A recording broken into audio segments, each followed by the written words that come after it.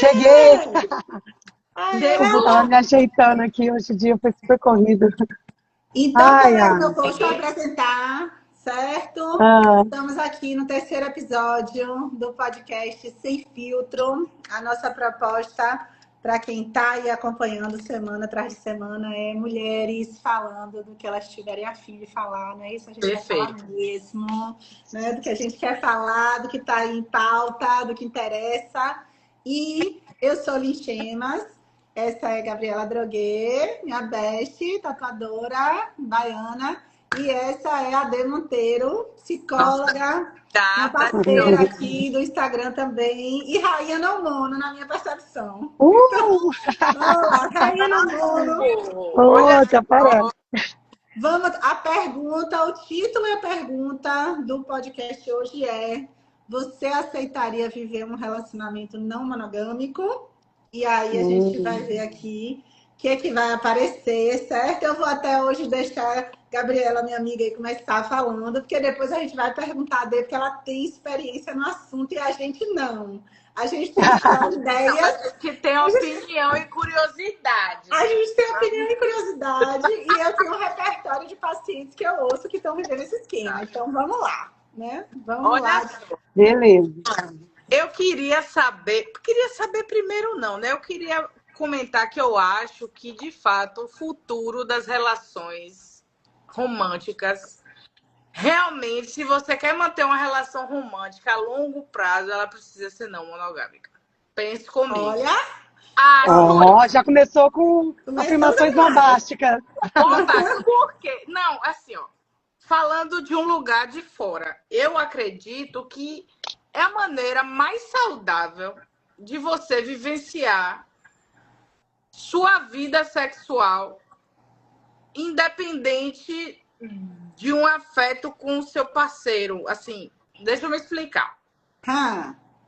Você pode sentir o desejo de pegar uma pessoa sem arriscar toda a vida que você está construindo com aquela pessoa. Eu acho que essa lógica de que um tem que anular o outro acaba trazendo mais problemas com relação à traição, a, sei lá, várias fontes, vozes da minha cabeça.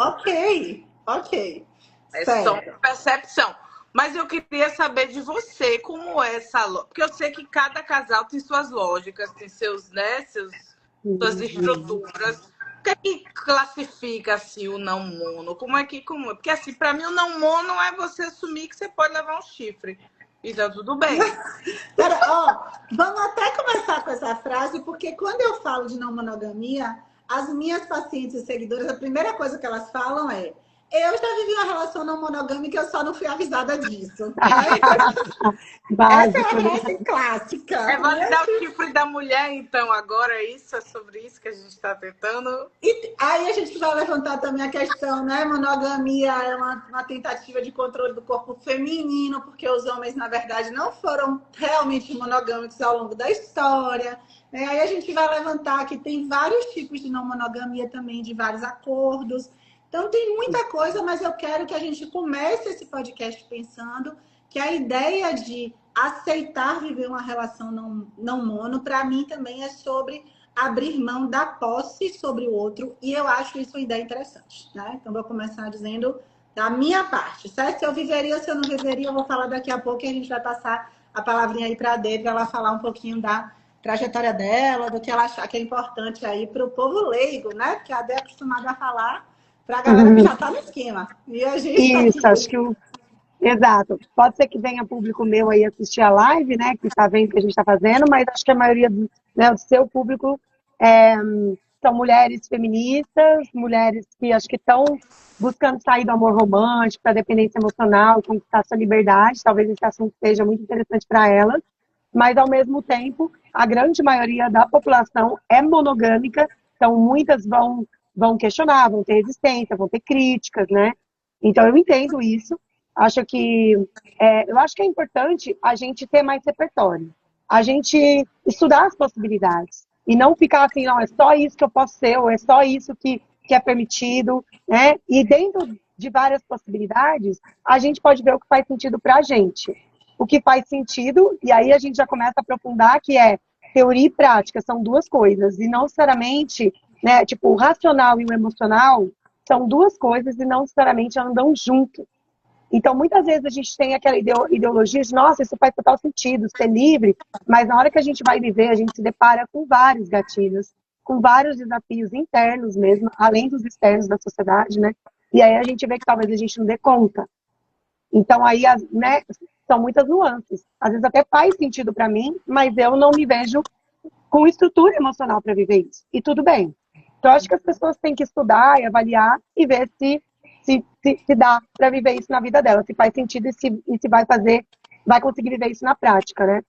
Então, Teve uma conversa que eu tive com você uma vez, Ade, que me marcou muito, e uma seguidora hoje, quando viu o tema, falou exatamente a mesma coisa para mim, aquilo ficou ressoando na minha cabeça nos últimos tempos, né? Porque eu também tenho me proposto a pensar sobre o tema, apesar de eu me considerar particularmente bem monogâmica, no sentido de que, assim, meu filho, agora já as nomenclaturas, né, para as coisas, então meu filho diz que eu sou demissexual, então eu já entendi que é isso que é o meu caso, como é o caso de muitas mulheres, obviamente não de todas, mas assim... M é que tem que o intelecto. É que tem que ter uma troquinha afetiva para ter uma coisa sexual, né? Então, eu sinto que ao longo da minha vida, às vezes que eu me interessei por outras pessoas estando no relacionamento, eu tendia a ir embora desses relacionamentos onde eu estava. Então, eu não sinto que seja também para todo mundo essa coisa do ter vários afetos ao mesmo tempo, ou conseguir também se envolver sexualmente, romanticamente com duas ou três ou mais pessoas ao mesmo tempo. Então, como a Ade falou, eu acho que é muito pensar sobre si mesmo primeiro, entender o que é que faz sentido e é confortável para si mesmo, e a partir daí ser sincero com o outro. Porque o grande drama, se a gente for pensar dos acordos de monogamia, é que muitas vezes eles não são sinceros, né? Então, eles são acordos formais, onde todo mundo está dizendo que é monogâmico, mas muitas pessoas não são. A gente sabe que, historicamente, em sua maioria, homens não foram, até porque eu entendo que eles tinham mais liberdade para fazer isso, eles tinham mais aprovação social para ter amantes, etc. Mas eu vejo hoje na minha clínica também que mulheres também têm traído bastante. Por quê? Porque a gente também tem... Total! Assim, eu tenho pacientes que a gente olha, assim, diz assim, aqueles casamentos de 20 anos, que todo mundo olha e diz assim, ah, aquela mulher que jamais... Amantes de 3, 4 anos, eu fico daqui achando uma reparação histórica. Então, eu entendo... Eu entendo, né, que cada um sente de uma forma, então também vejo que tem mulheres que conseguem sustentar, ter realmente um namoro paralelo ao casamento, que não necessariamente querem se separar por isso. Mas a frase que a Ade me falou e que essa seguidora me falou hoje, e que fez muito sentido na minha cabeça, foi: a minha vida toda eu tive relacionamentos, praticamente. Eu fiquei muito pouco tempo da minha vida solteira. A gente até já falou disso, né? Cada um tem uma história. E a vida toda eu senti, apesar de eu estar confortável com a monogamia, com os acordos de monogamia, que eu sempre estava, assim, tipo, proibida de me interessar por outra pessoa, porque havia um acordo monogâmico.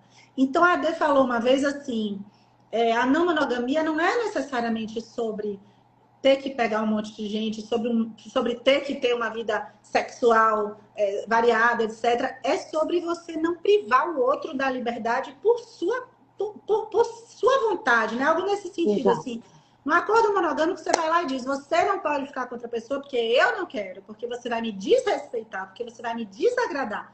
E, na verdade, se a gente perdesse essa nuance e só pensasse, se eu tô no relacionamento e eu quero ficar com outra pessoa, mas eu continuo querendo ficar nesse relacionamento, qual é o problema, né? Por que isso fere ao outro e isso não diz respeito? Você vê que às vezes até esse peso de traição casa muito com essa lógica de ser uma relação fechada. A partir do momento que você tem um acordo de estar numa relação na qual você está livre para se... Não quer dizer que você vai sair todo dia na buraqueira. Exato. Caso aconteça, você não tem nem aquele peso e aquela coisa de trair, quebrei a lealdade, quebrei os nossos acordos, a gente não funciona mais. Sendo que a gente, se parar para pensar, a longo prazo, um relacionamento, quando você, né, engata uma relação, mora junto, casa, enfim, você está construindo uma vida a dois, né? Você está compartilhando com a outra pessoa os mesmos problemas, né? A mesma lógica de vida. Então, aí uma coisa que eu fico pensando é, poxa, sentir atração por uma outra pessoa, uma atração física, né? Não vou dizer emocional, porque se você se atrai emocionalmente ou se você se vincula emocionalmente num outro lugar, não é o caso. Mas eu digo assim, se você se sente fisicamente atraída por uma pessoa e você pensa, poxa, só tenho essa chance para viver isso. Não posso por causa disso. Não é porque você não quer. É porque existe toda uma bagagem proibindo, não é pelo seu desejo, é você meio que limitar mesmo essa coisa. Mas, Besta, o que você falou não necessariamente está dentro da lógica não mono também, porque você disse, se você tem só atração física. Mas a galera que se entende não mono consegue sentir dois interesses, envolvimentos e afetos com outros, dois ou três ou mais que outras pessoas. Você que é não mono. Vamos lá. Abra isso, essas nuances, assim, traga essas nuances aí pra gente. Eu acho que quando né, o meu trabalho sobre não monogamia ética é sobre a liberdade de você... Tem até um texto meu, você está falando desse tema, depois eu posso colocar o link aqui, né? O corpo, o tempo e o afeto do outro não te pertencem. O afeto no sentido do desejo, né? Então, a gente está reivindicando o direito ao nosso corpo, principalmente para nós mulheres que fomos reprimidas e controladas por tanto tempo, né? Temos aí patriarcado e todo um histórico de machismo, até o feminicídio, né? A monogamia, né? Tem uma relação muito justa com o feminicídio, né? Porque o feminicídio acontece por quê? Porque os homens acham que são donos das mulheres, né? Então, é sobre a nossa autonomia, é sobre a nossa liberdade para decidir o que eu quero fazer com o meu corpo, com o meu tempo e com o meu desejo. E é sobre deixar o afeto, né, o desejo fluir, e não ter que barrar ele o tempo todo, porque alguém está me dizendo o que eu posso e o que eu não posso fazer. Então, não necessariamente você precisa ficar com um monte de gente, transar com um monte de gente, não é sobre relações superficiais, relações casuais, não é sobre a nossa liberdade, sim, mas não é só sobre isso, sabe? Sobre transar com um monte de gente, pegar um monte de gente. Essa é uma visão muito superficial da não monogamia, né? Então, é uma proposta de eu poder me apropriar do meu corpo, do meu desejo e viver o afeto, deixar o afeto fluir na minha vida. Isso não se refere somente a relações sexuais e românticas, né? Eu preciso começar a deshierarquizar o afeto na minha vida, porque é aquela coisa, né? Você se apaixona por uma pessoa e pode ter 2 meses da relação de vocês. Ele se torna a pessoa mais importante da sua vida, né? Para nós, mulheres separadas, mulheres solo, a gente sabe disso, a gente faz isso, né? A amiga, não posso mais, amiga. Faz 3 meses que você combinou uma noitada com a tua amiga, ela cancela 2 dias antes porque ela arrumou um crush que ela acabou de conhecer. Então a gente sempre coloca, né, o amor romântico em primeiro lugar, esse lance da hierarquia dos afetos. Então, na não monogamia ética, a gente está tentando horizontalizar os afetos e dar tanta importância para as amigas, para as famílias, para as pessoas do nosso trabalho, do nosso projeto de vida, quanto a gente dá para as nossas relações amorosas, entende? Porque aí a gente sai dessa ideia romântica, né, de dependência emocional, de que aquela relação romântica ela tem que me oferecer tudo, de que essa pessoa tem que suprir todas as minhas necessidades. Isso não é saudável, principalmente para nós mulheres. Isso nos deixa totalmente dependentes. Isso. E aí, no caso de uma separação, de um fora, de uma traição, meu mundo desaba.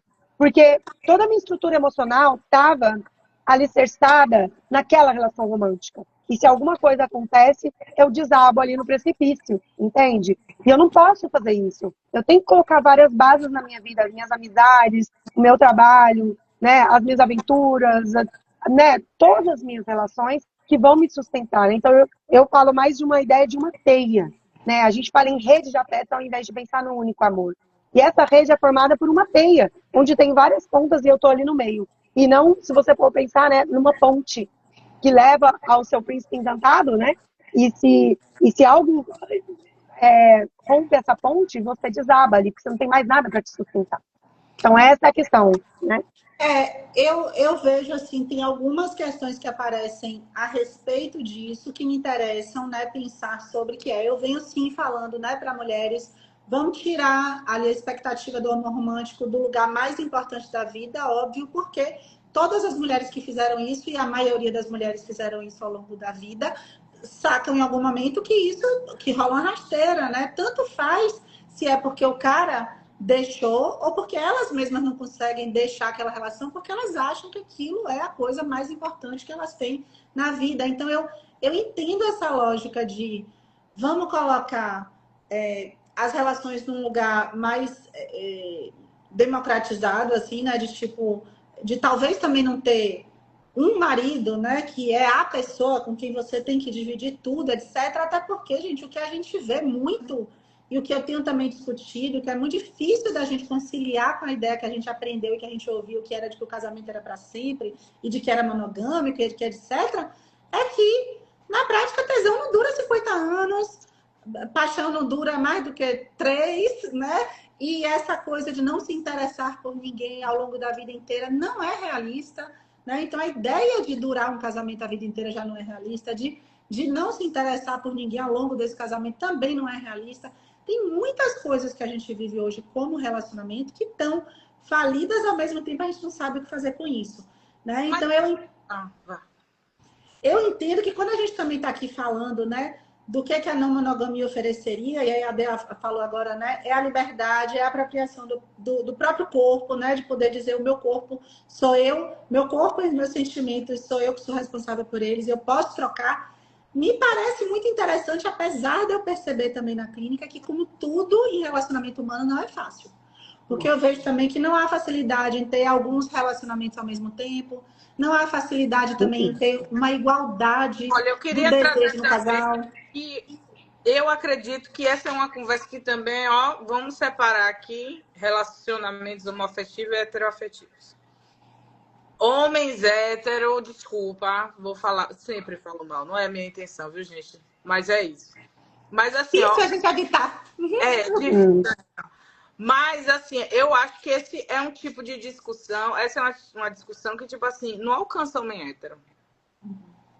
O cara vai ter que estar, assim, ó, anos-luz. Eu acho que é uma discussão muito mais de um lugar mais... Eu vejo muito mais casais homoafetivos que têm essa abertura, já tem um desprendimento maior, porque a gente tem como base nas relações heteroafetivas ainda a lógica de posse do casamento, da mulher.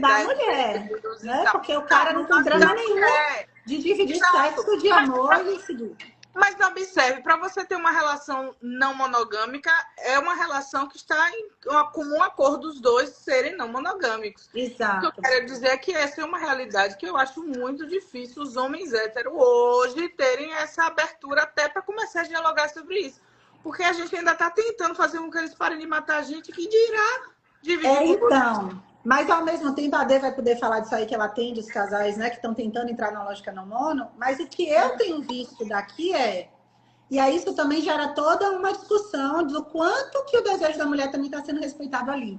Eu tenho sim visto alguns homens héteros nesse movimento de dizer que querem a relação aberta, mas normalmente é porque eles querem transar com todo mundo e a mulher deles não quer.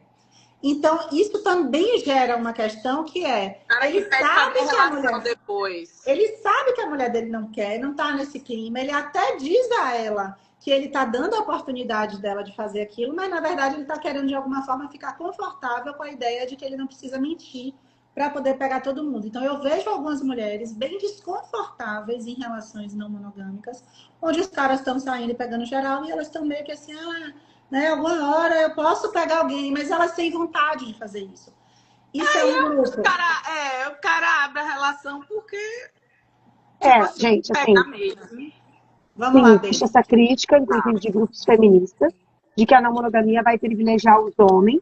Na verdade, a monogamia sempre privilegiou os homens, né? Eles têm liberdade para atrair, né? Amparados por teorias biológicas ali, de que eles têm maior necessidade, mais tesão e blá, blá, blá, né? A gente já sabe, já está tudo desmentido. As mulheres têm tanto desejo e necessidade quanto os homens. O único problema é que nós somos sempre muito mais reprimidas e não nos apropriamos do nosso prazer, do nosso desejo, nunca tivemos o direito, né? E sempre tivemos muita culpa, né? Se talvez atuamos no nosso desejo.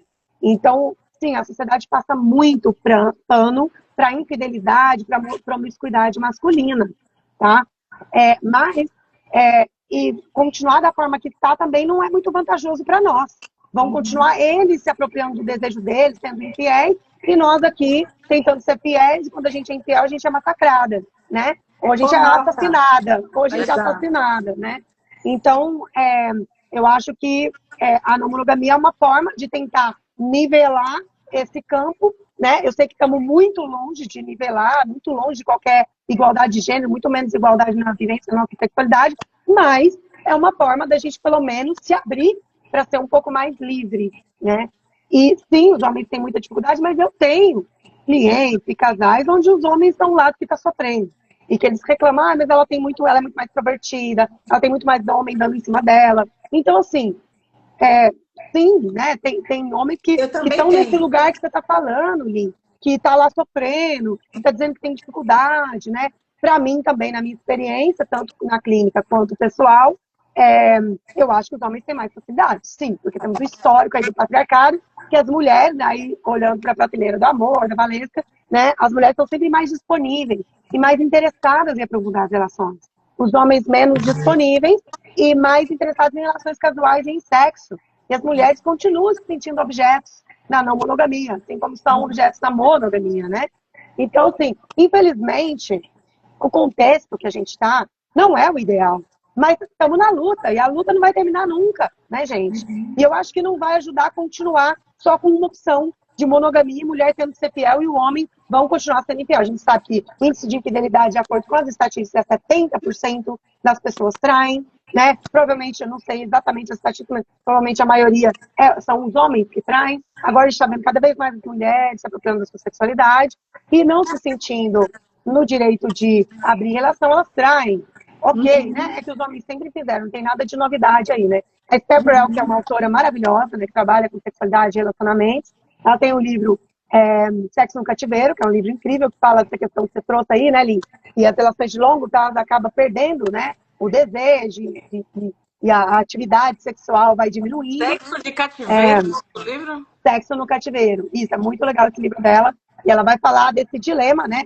Entre a segurança e o desejo de viver o novo, né? A novidade, o desejo que a gente tem de segurança e estabilidade, mas o desejo, o tesão que vem com o novo, né? Então, ela fala desse dilema aí e traz algumas sugestões ali para casais e tudo mais. Mas ela tem essa frase que é muito legal, que ela fala: a infidelidade é universalmente proibida e universalmente praticada, né? A infidelidade, a traição, né? Então é isso, ela é esse tabu aí, mas né? Ela Eu queria também falar disso porque eu acho que o que eu já vi também, que eu acompanhei, até eu tenho uma situação aí que eu acompanho de uma paciente que eu acho massa, porque tá exatamente nesse lugar que a Dê falou, uma menina jovem que tem um casamento de acordo não monogâmico e tal, e que onde foi o desejo dela que motivou isso, e ela tem mais facilidade e tal, então isso também me chama a atenção, que não é realmente uma regra, assim, que não são só os homens que têm essa possibilidade, tem algo, claro, que é de cada um também. Tem gente que tem mais mesmo, que é mesmo mais extrovertida, que é mesmo, às vezes é a pessoa também mais sedutora do casal, mais atraente. Lá, né? O que é que cada um tem, o borogodó que cada um tem, tá na conta de cada um, né? Mas, assim, eu acho interessante que, na prática, isso que ela falou dos acordos, né? E de que é sempre... Qual foi a frase, Ade? Foi a não monogamia, a traição sempre aconteceu, né? De qualquer forma, ela acontece. Eu sinto que as pessoas quebram acordos de qualquer forma. Então, eu vejo que pessoas quebram acordos monogâmicos e quebram acordos não monogâmicos também. Até porque a gente vai para esse lugar de que o proibido tem uma sedução muito grande, né? Então, assim, você tem uma relação no mono onde você pode. O que eu vejo é assim, você pode sair com quem você quiser, contanto que não seja alguém que eu conheça, contanto que não seja num ambiente que não sei o que lá. E as pessoas quebram essas regras também. Porque quando elas começam a praticar essa liberdade, que vamos dizer que é difícil duas pessoas terem o mesmo desejo de liberdade, cada uma tem seus limites. Então, às vezes, um pode dizer é confortável para mim ver fulano com outra pessoa e outra pode dizer não é confortável para mim nem saber que fulano ficou com outra pessoa, apesar de eu dizer que ele pode, mas não é confortável ver. Então, esses acordos continuam sendo acordos entre pessoas e pessoas continuam quebrando acordos. Então, claro que eu entendo que seja mais livre a ideia de ter um acordo não monogâmico nesse sentido, né? De não sou eu que vou privar o outro de viver qualquer coisa. Mas, ao mesmo tempo, as poucas coisas que também as pessoas querem privar o outro de viver, porque incomodam elas, também podem não ser cumpridas. E a gente também tem essa tendência mesmo de desejar também o que a gente não pode. Né? Então, de fato, é a falta que movimenta o desejo. Então, também se pode tudo, não necessariamente a gente vai ficar ali seguindo. Ai, gente, a gente nunca tá satisfeito, né? Nunca, o ser humano nunca é fácil de Somos entender. seres em constante mudança, né? E é a falta que nos movimenta, que é o conceito da libido, Exato. né? É a falta da libido da força motriz, que, né, você olha, e aquilo te traz curiosidade. E ali você quer buscar, você quer entender, você quer explorar, né? Isso é próprio do ser humano. E eu acho que quando a gente para de sentir falta e de desejar, a gente fica deprimido, né? A gente fica isolado, sei lá. E é isso que é o grande problema, inclusive, de desejo sexual dentro dos casamentos, né? Porque na prática não há falta alguma. É mais do mesmo durante 20 anos, né? Então, assim, aquela coisa de ao mesmo sexo, quantas vezes eu não vejo alguém me dizer, né? Ah, só de pensar em fazer tudo de novo igual, me dá melhor pedir uma pizza, né? Porque, de fato, não, é aquela frasezinha lá, né? De que uma seguidora uma vez falou que foi sensacional, foi um post que bombou aí, que foi: sexo de casamento é que nem piscina de condomínio. A gente sabe que tá ali e ninguém quer usar, né? Porque você tá ali. Então, assim, você tem. Tá sempre aí. No dia que você quer, tá molhada, chove. No dia que você tem, exatamente. Aí o universo conspira, né, contra. E aí você diz, né, vou pedir uma pizza. Agora, eu tenho uma não é dúvida, né? Mas a Dê falou sobre essa questão de diversificar os afetos, né? Mas, nesse caso, por exemplo, você... Porque eu não sei como é que isso se... Né, na relação monogâmica, como é que isso se encaixa, né? Mas, por exemplo, a não monogamia não está relacionada a você ter uma relação física com outra pessoa, independente dos afetos? Porque, por exemplo, você pode ter uma relação preenchida com vários núcleos, com vários afetos, família, amigos, vida, vivência, trabalho e tudo mais, e não ser uma relação não monogâmica. Que vai ferir seu acordo monogâmico, né? Exato, não ser um acordo não monogâmico. Com várias limitações, mas ok, sim, você pode ter certa liberdade. No caso, a gente coloca ela, por exemplo, é possível um casamento não monogâmico ou a não monogamia não comporta nem a lógica do casamento? Eu acho que a gente traz inúmeras críticas à lógica do casamento, porque ela reproduz princípios patriarcais, machistas, né, de muita desigualdade de gênero. Então a gente traz essa crítica à família nuclear, né, as famílias tinham que ser mais, dando exemplo dos povos originários, né, que eram todas comunidades, os filhos não eram filhos só do casal. Se você for olhar, né, nesse histórico aí, os filhos são filhos da comunidade. Né? Você não vai deixar passando fome a criança que está ali do lado porque ela não é seu filho. Entende? Essa lógica da família nuclear, ela é tóxica, ela é prejudicial à comunidade. E essa coisa de ficar tudo ali entre marido e mulher, né? Já viram aquela frase, precisa de uma vila para educar uma criança? Né? Porque é muita responsabilidade para duas pessoas e, na verdade, não são duas, na verdade é uma. Acaba sendo tudo nas costas da mulher, né? De acordo com essa sociedade patriarcal e machista que a gente vive, né? O cara sai para trabalhar e a mulher fica lá com toda a responsabilidade do trabalho doméstico, do trabalho de cuidar da criança. É uma puta sobrecarga. Então, a monogamia vem para criticar isso. As mulheres também saem para trabalhar e voltam e continuam tendo toda a sobrecarga. Exato, né? Aí os vários turnos de trabalho. Mas a monogamia traz essa crítica, essa desigualdade de gênero, essa injusta distribuição do trabalho doméstico, que é uma das principais pautas feministas. Por isso a monogamia ética está muito alinhada com o feminismo, que a proposta é: vamos ampliar um pouco essas famílias, vamos criar esses filhos aí em comunidade e talvez com vários parceiros românticos e não românticos, entende? Vamos dividir todo esse trabalho doméstico, vamos igualar, horizontalizar, que os homens também, que as mulheres saiam para trabalhar e tenham o momento, né, de cuidar da família, que os homens saiam para trabalhar, mas também tenham o momento de cuidar da família, ou que todo mundo trabalhe junto ali na comunidade, sei lá, mas que todo esse trabalho, né, o trabalho e as recompensas, né? O trabalho, o cuidado, ele é tanto afeto... Peraí, calma aí, deixa eu refazer atrás. O cuidado, ele é tanto trabalho como recompensa, entende? E ele precisa ser justamente dividido. Então, a não monogamia traz essa proposta, né, indo contra, né, a desigualdade de gênero. Exato. a lógica do Gosta do casamento casamento, que a gente né? entende Porque hoje, né? No isso, formatinho que a gente entende. no formato que a gente entende, porque se eu não vejo problema em fazer um ritual para celebrar a união, ok. Mas o que significa o casamento na nossa cultura? Essa coisa de que agora eu sou seu dono e você é minha dona, sabe assim? É isso que agora nossos filhos são responsabilidade da mulher, né? Que só o homem pode sair para trabalhar, e que ele tem mais liberdade para explorar a esfera pública, e a mulher fica presa na esfera privada. Então tem todo um significado do casamento que a gente contesta. Entende? Mas não que a gente esteja contra, eu pelo menos não sou contra, celebrar um ritual de celebração de uma união. Não, mas a gente não está falando do ritual, digamos, né? Mas do Sim. formato, assim, pessoas podem estar vivendo juntas e não interessa como elas casaram, mas como é que seria isso também? Eu entendo que tem uma lógica que é muito mais profunda, então, do que podemos ficar com outras pessoas ou não. Exatamente. Né? E que, assim, ainda estamos, né, tateando tudo isso, porque eu acho que as mulheres, inclusive, elas estão tateando o fato de que elas não precisam ficar casadas a longo prazo, de que elas podem ter namoros, ou nem namoros, ou outros tipos de relacionamento, ou casos, ou encontros sexuais somente. A gente ainda está nesse lugar, pelo menos a geração da gente, né? De que as mulheres ainda estão tentando ficar confortáveis com isso. Assim, não sou mais casada, né? Quero agora...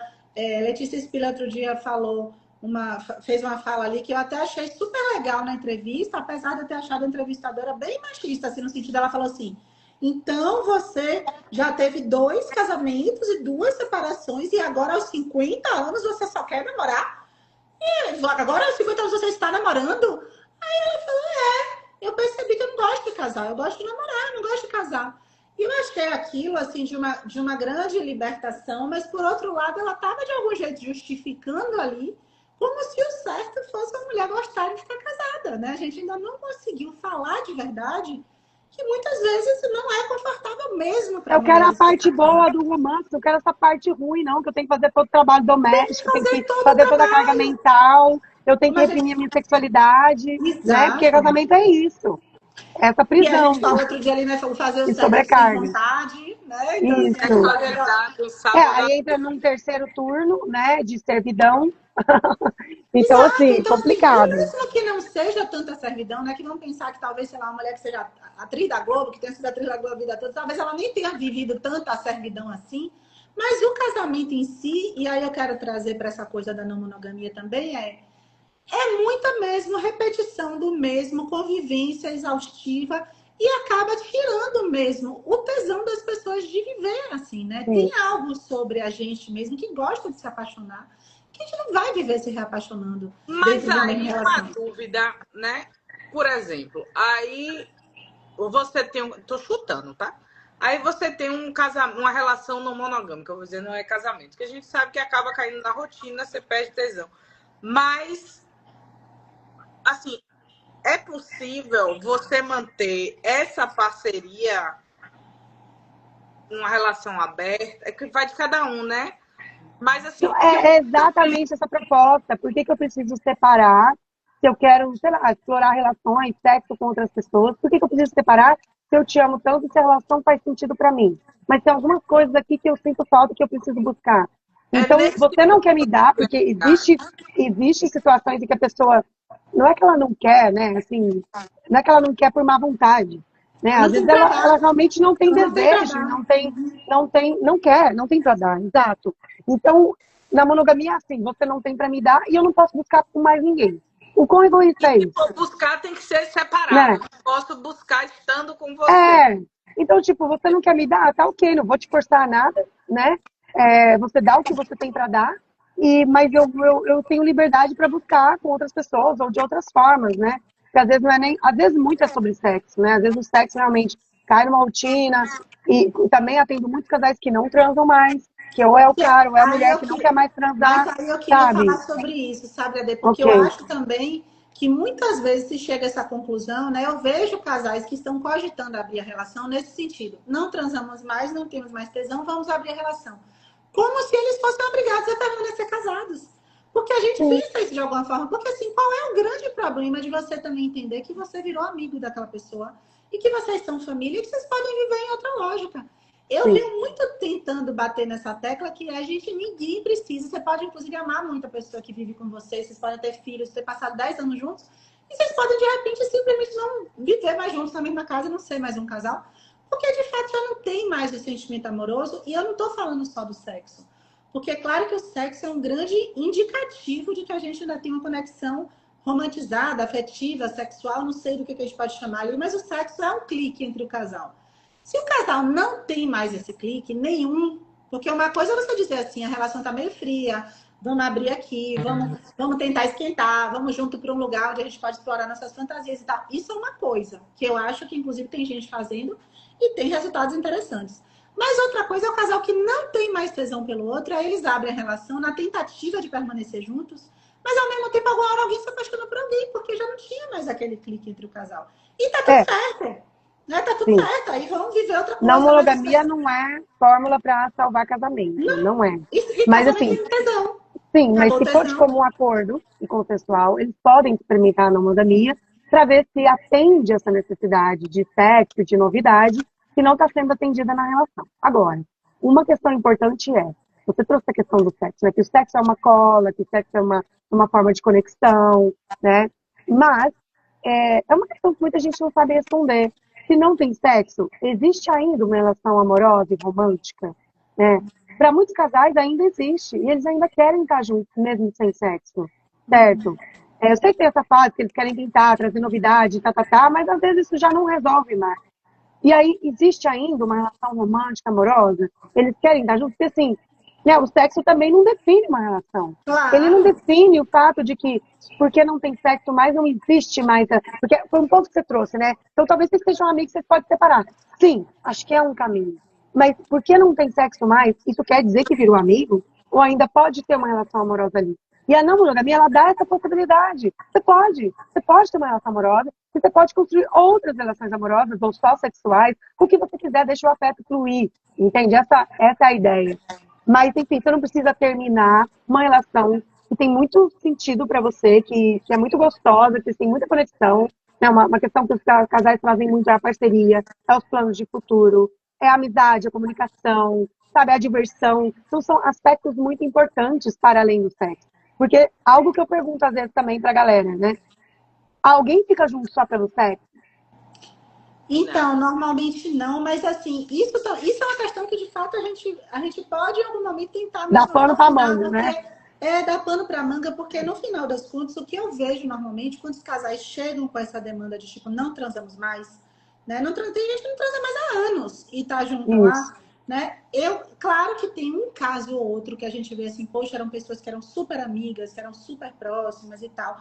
Mas a maioria das vezes são pessoas tentando segurar um relacionamento e achando que tem que ficar de qualquer jeito, né? Então, Entendi. assim, claro que vão pensar que pode acontecer, a Tati dizendo que ela é minha paciente, eu sem tesão não existe solução.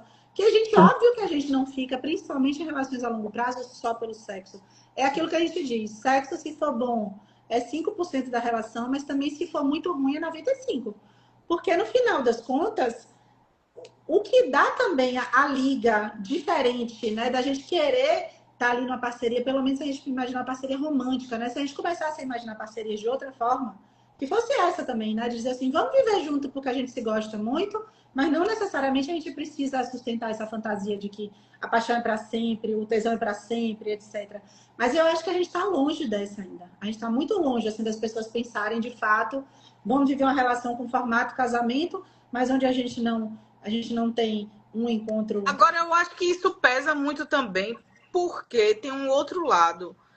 Além da gente ainda ser confuso dentro dos formatos, existe também muito julgamento de fora.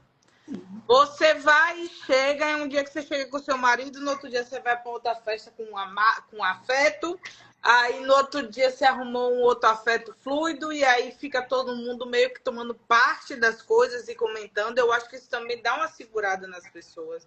Mas eu acho muito interessante que a gente está abrindo esse tipo de discussão no momento em que a gente está reforçando a lógica de que a mulher não precisa estar num relacionamento. E mesmo que esteja, existem novos formatos de relacionamento, porque a gente vem pensando assim, quando a gente pensa em relacionamento, a gente só pensa no casamento, que é uma coisa que é tão antiga, mas se a gente for parar para pensar os casamentos lá de trás, o homem tava não sei aonde, a mulher na casa do caralho, cada um vivendo a sua vida, não tava todo mundo enfurnado 24 horas na mesma casa. Isso é uma coisa de poucas gerações para cá. Então, até as próprias lógicas de casamento agora já estão ruindo, porque ninguém está aguentando essa lógica, principalmente depois da pandemia, que todo mundo foi obrigado a conviver, todo mundo separou. Por quê? Porque, como o Lin mesmo fala, o ruído do outro incomoda. Então, assim, primeiro, eu acredito que a gente tem que começar a tentar entender qual é o lugar que, que esse afeto e o afeto sexual ocupa na nossa vida, para ver que tipo de formato a gente consegue abrir para poder ele encaixar, em vez da gente tentar se adaptar. Ah, não, acho que eu vou casar. Ah, não, acho que eu vou ter um namorado não monogâmico. Ah, não, acho que agora eu sou, sei lá, não sei nem mais o que é que inventa. Tô dizendo que seja, né? Perdido nesse sentido, mas assim, são muitas discussões muito novas para a gente agora. Muitas novas nomenclaturas. Pessoas que estão insatisfeitas dentro das próprias relações, sem nem saber que estão insatisfeitas, sem nem saber que existe outra possibilidade de viver. Exato. Então, assim, é um tema, por exemplo, a não monogamia, eu penso que assim, ela é um tema número 2, né? Primeiro passo que a gente entender o que são as relações, como é que a gente encaixa esse espaço das relações na nossa vida, para depois ver os formatos que a gente vai, né, executar. Porque eu fico pensando muito assim, homem não deixa não, gente. Homem não quer chifre não, gente. Homem não quer esse lugar. Então, eu queria até responder a pergunta, né? Porque a minha proposta também de que o podcast fosse um pouco isso aí, que a gente se questionasse também, até porque um podcast é um bate-papo, né? Pessoal mesmo, né? Eu sinto que, apesar de eu nunca ter descoberto uma traição, até porque eu nunca procurei muito, então também, na verdade, eu nunca fiz a pessoa de ficar indo atrás disso. Eu vejo que quanto mais a gente futuca, as pessoas acham, né? Mas eu não tive os caras clássicos, que são os caras pegadores, miseráveis, o cafajeste, o traste e tal. Mas eu sempre tive comigo de que eu não tenho esse sentimento da posse. Então, assim, quando me perguntam isso aí, né, do tipo, você viveria uma relação não monogâmica? Eu acho que sim, de um jeito que eu não sei ainda dizer também qual seria, porque eu acho que eu nunca tive um parceiro que topasse, né? Mas, assim, essa ideia de talvez se eu não soubesse, talvez... Porque hoje é totalmente confortável para mim a ideia de que se eu não soube de nada que aconteceu ao longo dos meus relacionamentos, não mudou minha vida em nada. Assim, se a pessoa não trouxe uma infecção viral para mim, se ela não fez nada ali que me prejudicou de alguma forma, não significou nada. Eu não tenho essa noia de pensar, meu Deus, alguém no mundo pode saber que eu sou corna e eu não estou sabendo, né? Essa coisa da posse mesmo do corpo do outro. Mas, tipo assim, se alguém viu que o meu ex-marido ficou com alguém, se alguém sabe... Então, assim, só que isso eu entendo que realmente para os homens é muito ainda difícil, tá bem longe. Assim. Meu parceiro atual não consegue, eu acho, pensar essa mesma desenvoltura, né? Assim, de tipo, ele tem um conceito sobre monogamia bem encaixado, né? Naquela coisa de não, e quando você tá com alguém é porque você quer, se você quer ficar com outra pessoa, você não quer mais e tal.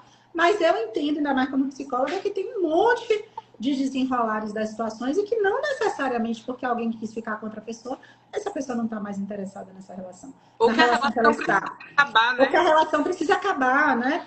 Agora, claro, assim, eu vejo, por exemplo, a tentativa de 3 relacionamentos ao mesmo tempo, eu acho super exaustivo, assim, eu acho que se relacionar é um negócio cansativo. Então, quando eu vejo assim, a galera diz assim, porque meu namorado, minha namorada e o namorado entre eles, ali, eu digo, gente, é muito acordo. Né? Tipo assim, é muito acordo, como é que deve funcionar isso aí? Mas cada um está confortável no seu lugar, né? Então, se está confortável para os envolvidos, está tudo bem. Tem também uma queixa grande das pacientes, assim, do esquerdomacho típico, que o esquerdomacho hoje, ele é o cara que vem com a proposta não monogâmica. Ele diz que ele gosta da não monogamia porque ele não quer posse sobre o corpo da mulher, porque ele está todo na conversa desconstruído.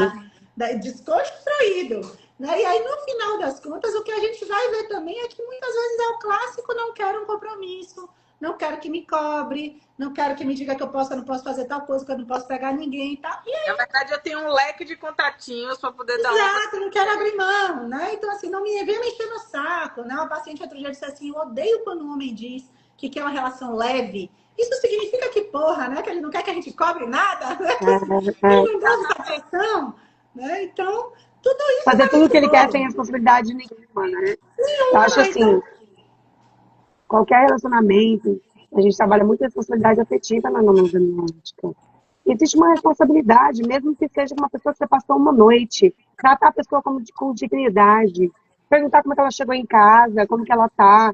Isso não quer dizer que você quer casar com ela, mas é que assim, no amor romântico, né, a gente tem medo de fazer isso, tanto nós mulheres como os homens, de checar, de ser atencioso, de ser carinhoso, porque qualquer demonstração de afeto já pode ser uma promessa de casamento, ou uma cobrança, sabe? Então, isso é um porre, né? Essa cultura horrível de objetificação que a gente tem. Então, não é legal objetificar pessoas, nem na monogamia e nem na não monogamia. Não importa que você transou com ela uma noite, que era só uma transa, tá tudo bem, pode transar, vamos nos liberar sexualmente, mas tratando as pessoas com cuidado, com respeito, com dignidade. Então, né, eu falo muito no meu podcast, o podcast é Estenomona, onde eu falo sobre a monogamia, sobre cuidado, sobre responsabilidade afetiva, né, sobre ter respeito, dignidade, não objetificar pessoas, porque isso não é nada legal. E eu queria trazer um ponto aqui também, né, que você trouxe sobre... Você falou um ponto, né, Gabi, de... Nossa, então acho que a gente tem que trabalhar um monte de coisa para a gente conseguir a não monogamia, o segundo, a página 2, né? Então, daí você já tem uma ideia, porque que eu mudei, né? Você viu que o nome da minha página é Estenomona, de reflexões e conexões da não monogamia. Em julho, eu fiz todo um novo site, mudando para conexões e afeto. Exatamente por esse motivo que você descreveu.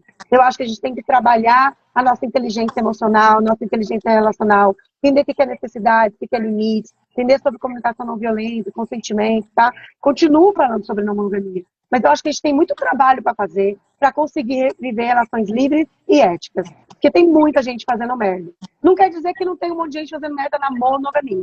Então a gente Ah, o fala que mais isso, né? tem? é um Escolha o seu clássico. sofrimento. É o que Escolha, mais tem? a Ana Canosa fala, escolha o seu difícil. Tem um episódio com ela sobre relação aberta na UOL, no Sexoterapia, tá no YouTube, quem quiser ouvir, né, que eu fiz com ela. E nesse episódio ela fala, escolha o seu difícil. Tem também vou colocar aqui um link de uma palestra incrível do Alan de Botton, que ele faz uma sátira do amor romântico, e ele também traz esse ponto do escolha o seu sofrimento. Né? Porque você vai sofrer na monogamia, você vai se sentir aprisionada, controlada, você não pode fazer um monte de coisa, você tem que controlar o seu desejo ali, né? Você cai na rotina e o sexo fica chato, não tem mais novidade. E na não monogamia, você tem que conciliar vários afetos, seu tempo, você passa ciúme, você fica insegura, você tem medo de perder, né? Então, assim, qualquer relacionamento, gente, vai ter desafios, vai ter sofrimento, vai ter angústia, né? Então, precisamos trabalhar nossa inteligência emocional, nossa comunicação, né? Trabalhar a responsabilidade afetiva. A gente precisa se comunicar e falar o que quer, o que não quer, né? Eu acho que só assim a gente vai conseguir ter relações mais saudáveis. Então, só 2 pontos para eu finalizar, né? O que eu trabalho na monogamia ética é autonomia afetiva, que é muito disso, da gente conseguir sair de relações de dependência, sonhar com o príncipe encantado e saber ser feliz sozinhas, mas sempre, né, na relação com outras pessoas, porque somos seres interdependentes, não somos independentes. E aí a gente trabalha a nossa autonomia, que é de ficar bem, se eu não tiver um par, não vou morrer, né? E dentro dessa autonomia, né, onde eu sei quem eu sou, sei meus limites, minhas necessidades, eu vou construir relações saudáveis. Então, para mim, na monogamia ética é autonomia afetiva e construção de relações saudáveis. Eu tive durante muito tempo uma frase, né, que quando as pessoas me perguntavam sobre isso, o que é que eu via na clínica e tal, e eu continuo sustentando essa frase, apesar de eu ter tentado entender, e tenho tentado entender mesmo quais são os movimentos não monogâmicos, porque eu acho mesmo que a gente vai andando, né, a gente vai andando com o mundo e com o que vai aparecendo. Mas muitas vezes eu falei que, de fato, eu achava que a monogamia é uma fantasia necessária. Assim, no sentido de que ela é mais confortável para quem está vivendo dentro, porque digamos que isso aí que a Adê falou, né? Que é o que eu vejo também nas relações não mono. A insegurança grande de se saber que o seu parceiro ou a sua parceira está ali com a outra pessoa e de você sustentar também o desconforto de pensar o que é que será isso. Né? Então, quando é a própria pessoa que está vivendo, é gostoso, né? Tipo, estou vivendo uma novidade, é legal e tal. E quando é o outro que está vivendo e você está em casa assistindo televisão, esperando, sabendo que a pessoa está lá vivendo um negócio sexual incrível e que você não está convidada na história. Então, são várias coisas que também... Mas aí entra muito no lugar da autoestima. Eu acho que para você conseguir manter e sustentar uma relação não monogâmica, você tem que estar muito bem com a sua autoestima. Muito seguro de si, do que você quer. Porque senão não sustenta, não, pô. Não adianta você vai no lugar e dizer que, não, eu aguento aqui, sendo que na primeira saída você tá, meu Deus do céu, você trocado. Pessoa que não consegue ter um centramento, uma autoconfiança de que está numa relação sabendo o seu valor, não sustenta uma relação. Mas isso na teoria, porque vamos pensar que as pessoas podem estar muito confortáveis com elas mesmas e ainda assim uma pessoa nova oferecer algo que não tem ali dentro. Então, o que não quer dizer que isso não pudesse nunca acontecer numa relação monogâmica. Pelo contrário, acontece muito, as pessoas traem e elas se apaixonam por outras pessoas e elas deixam também. Mas numa relação não monogâmica assumida, a outra pessoa está sabendo que isso está ali acontecendo durante. E numa relação monogâmica fantasiosa, as pessoas não estão de verdade sabendo. Então, tem muitas mulheres, né, inclusive, que eu vejo mais que quem se apaixona e vai embora, normalmente são as mulheres, mais do que os homens. Porque os homens conseguem conciliar essa ideia de porque ele come fora, sabe, segue em casa. Eles conseguem chegar em casa e dividir isso muito bem, né?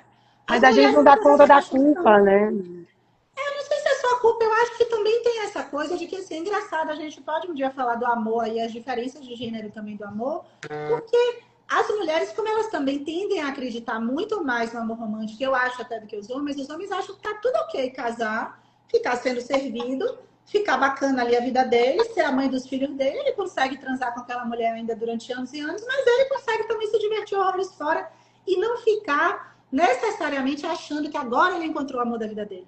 As mulheres, muitas vezes, o apaixonamento é sobre isso, né? A mulher fantasia o que é que o outro cara vai trazer e agora o cara vai ser agora é o príncipe. Ela vai embora. E aí a gente fica aquele ciclo imenso, né? Que a gente fala que é o atual da ex, que para ex era uma bufa e para a nova é um grande sonho divino, né? Então, a mulher se movimenta muito disso ainda também. Ela acredita muito nessa paixão, ela investe muito. Então, são funcionamentos distintos, né? Mas, de uma forma geral, eu entendo que a monogamia fantasiosa, ela deixa o dia a dia mais confortável das pessoas, o que não quer dizer que a longo prazo isso também não seja uma merda, porque a gente sabe que todo mundo que descobre uma traição odeia, né? E se sente muito mal, e etc. E se também é trocado sem aviso, também fica muito mal. Mas a diferença é que o aviso ou não aviso não vai impedir que se isso... Olha, mas eu particularmente acho que o futuro são as relações não monogâmicas, de verdade. Ok. Porque... E aí, responda, você viveria uma relação não monogâmica hoje? Eu viveria. Sabe por quê? Porque justamente eu acredito Revelações na live. Não, mas é verdade, porque o que eu penso? Olha, eu já tive casamento, relação curta e tudo. É impossível a outra pessoa suprir. É impossível outra pessoa suprir tudo.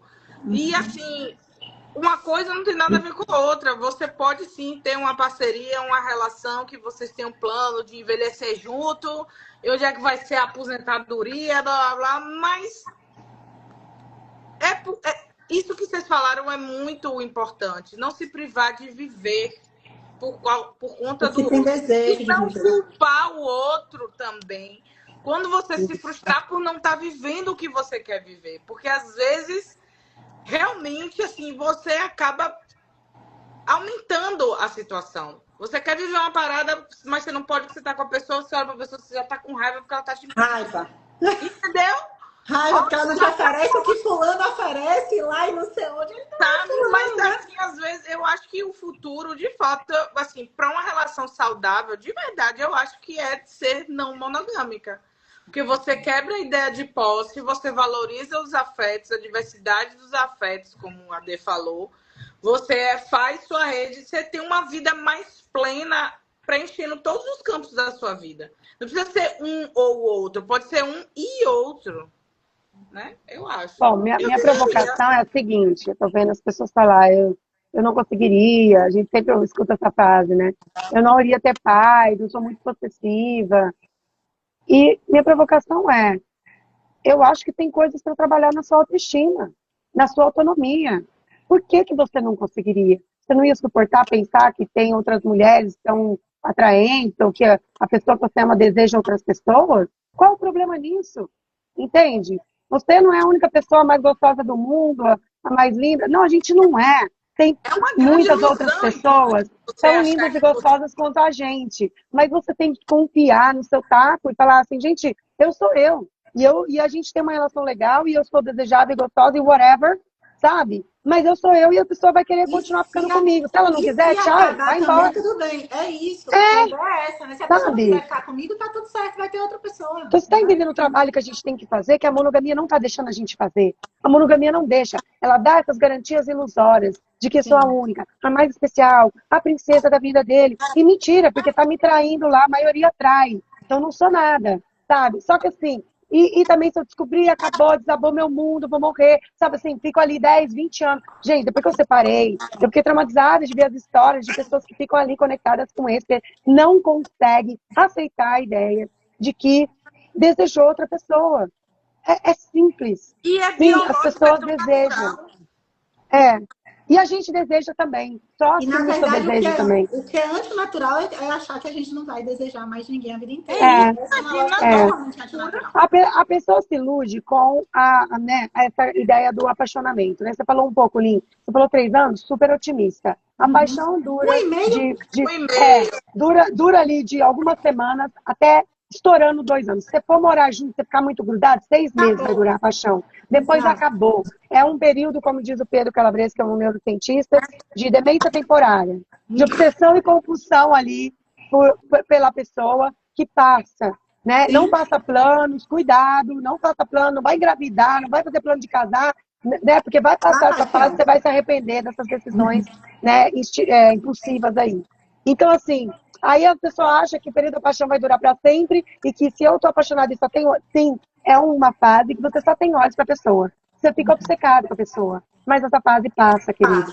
Então, né? E depois de 5, 10, 15 anos, já nem desejo mais ter pela pessoa. E tem teorias que comprovam isso, né? Na minha página eu já falei sobre isso, né? A teoria que o estímulo, né? Quando é o mesmo estímulo no decorrer do tempo, o desejo diminui.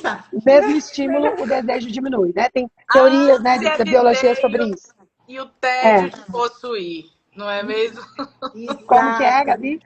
A ânsia de ter e o tédio de possuir. Exato, estamos sempre divididos entre isso, né? Então, assim, temos muito trabalho a fazer, né? Na nossa independência, na nossa autonomia, na nossa autoestima.